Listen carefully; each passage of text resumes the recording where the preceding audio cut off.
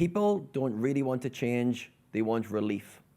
I first heard this in an Anthony DeMello lecture, actually in his book Awareness, and it really struck me because on a lot of levels, I was trying to make changes myself, and I had just gone into coaching, and I was trying to help people make changes in their lives.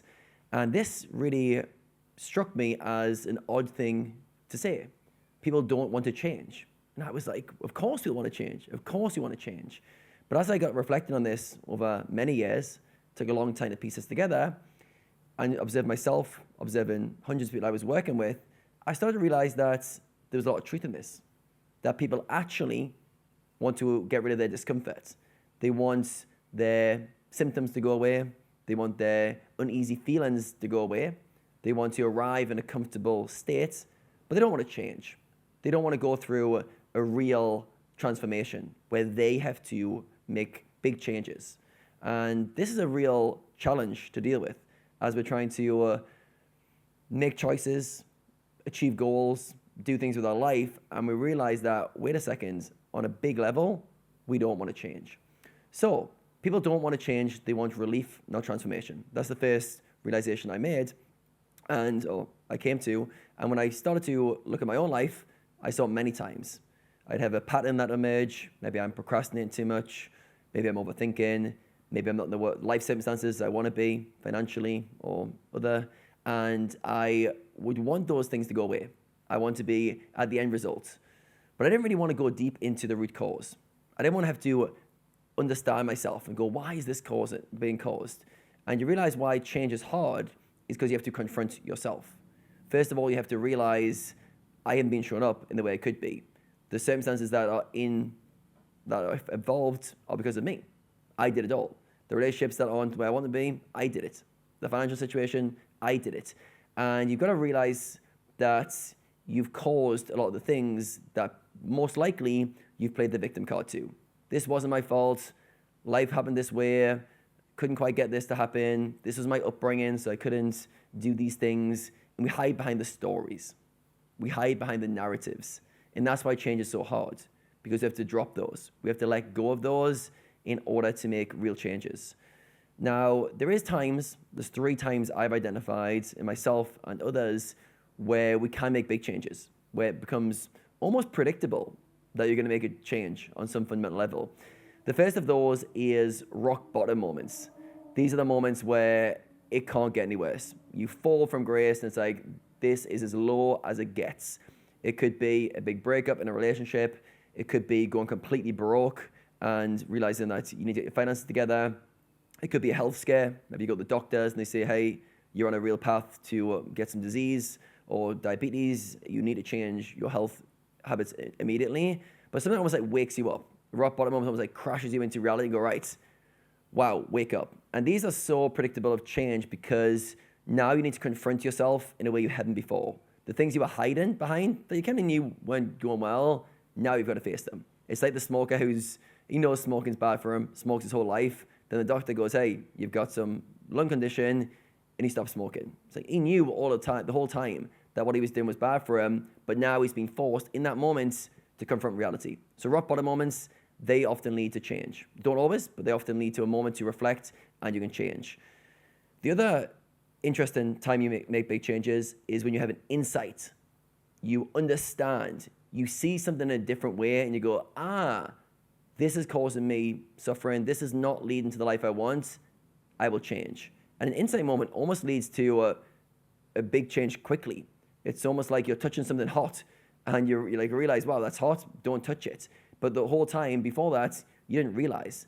With our behaviors, often we have a lot of blind spots and we don't really have the insight, the awareness, the true understanding of the alignment we want with our goals. Once you realize that, very quickly we can make changes. We can align stuff better. So that insight, when you realize what I was doing wasn't working or is leading me in a bad path, I can make big changes. And the third area, the third kind of category of change I see often is when you have a strong desire. A strong desire where you go, right, I want to achieve X goal, I want to do X thing, I want to change my life in this way. And you get a real big vision for it, almost like a flash, I need to change now. Sometimes it's a New Year's resolution. Sometimes it's a goal or a career path you set on, and you go, right, I am going to make this work. I am going to change. New morning routine, new habits, new me.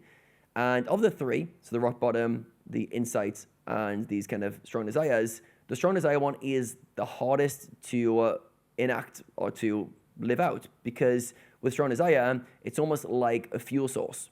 As long as the fuel's burning, great. You can push through your old habits, old routines, old behaviors, but as soon as you lack it, the old habits go back in. It's like the old self reemerges. So when you've got a strong desire, you need to almost fuel that every day. All right, and you look at people who do change their life circumstances with a big, strong desire. They have a real, strong why behind that, and they just keep going, keep pushing, keep pushing, keep pushing.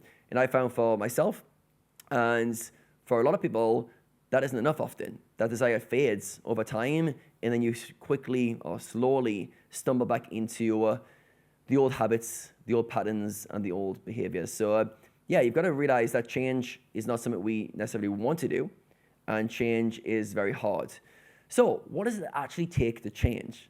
I know this has been a very depressing video so far in terms of it hasn't really helped you.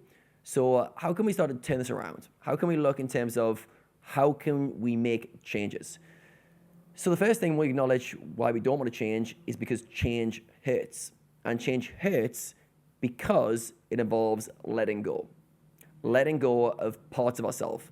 Letting go of narratives we've been holding on to. Letting go of excuses that we've been holding on to our whole life, in all honesty. So we've really got to have the awareness that things are going wrong, but we need to realize that if I want to change, I need to let go to a lot of safety jackets, a lot of stories I've been telling myself.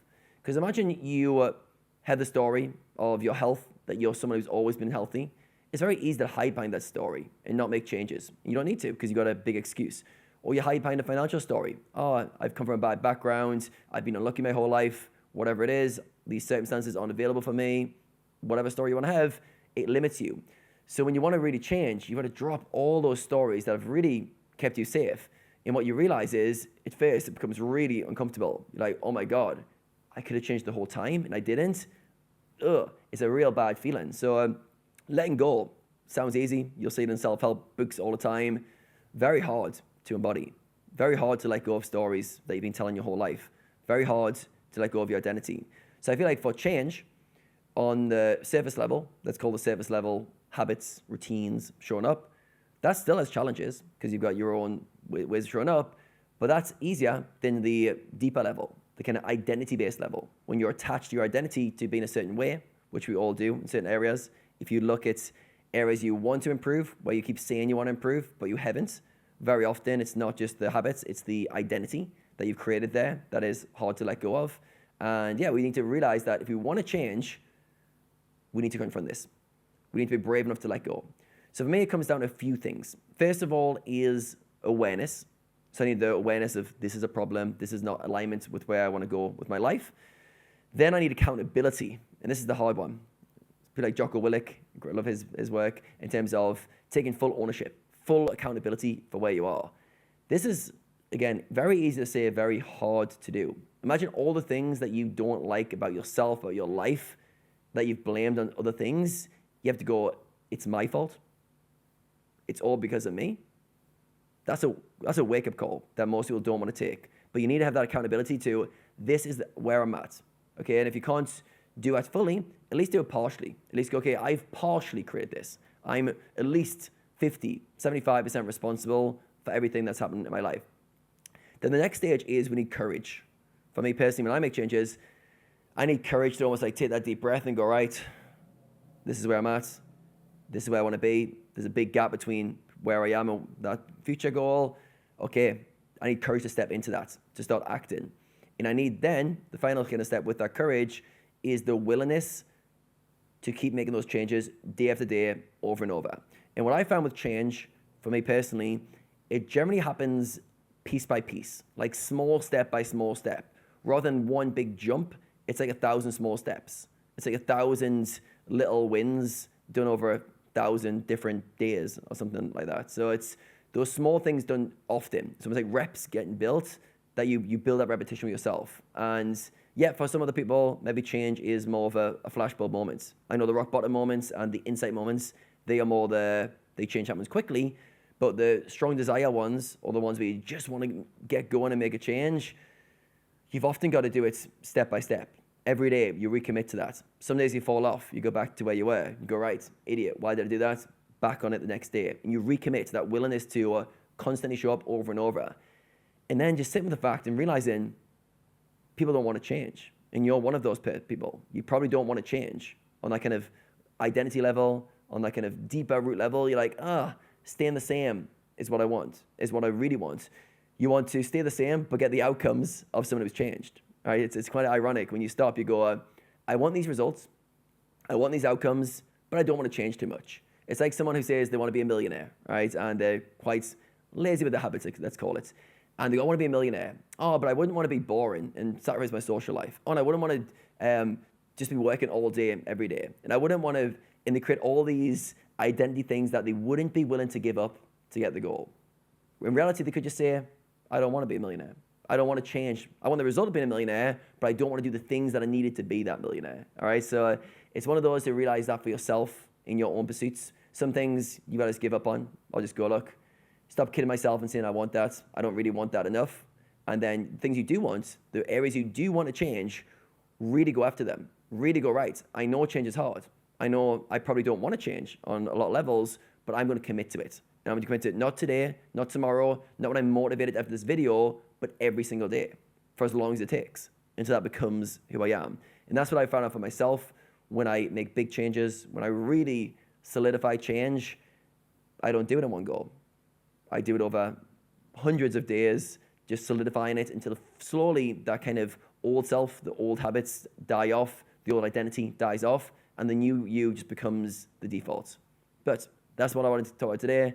Change, most people don't want to make it. If you do, you have persistence and keep putting the work day after day.